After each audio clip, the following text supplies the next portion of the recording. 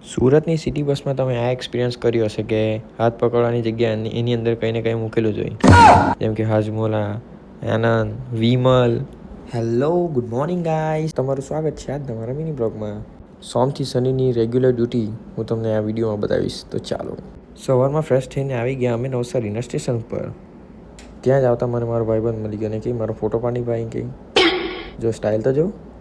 એટલામાં ટ્રેન પણ આવી ગઈ.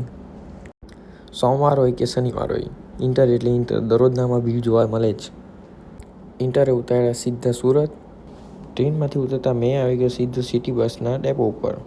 ટ્રેનમાં તો ભીડ હોય જ, સાથે બસમાં પણ ભીડ હોય જ. ક્યાં જાય, શું કરીએ હવે? સાલા ये दुख का खत्म नहीं होता बे.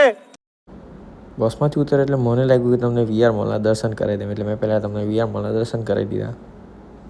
પછી ચાલતા ચાલતા આવી ગયા આપણે આપણી ઓફિસ પર. આ છે આપણી ઓફિસ ચોથા માળે.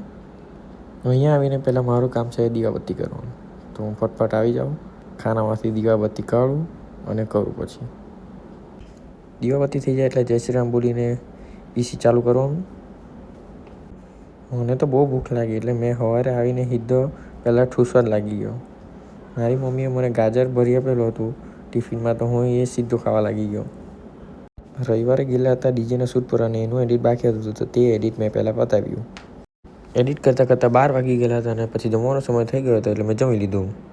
આ છે અમારી ઓફિસનો એકદમ મસ્ત વ્યૂ. તો આવા જ વિડીયો જોવા માટે મને ફોલો કરી દેજો. તો મિલતે हैं अब नेक्स्ट ब्लॉग में. तो बोलो जय श्री राम.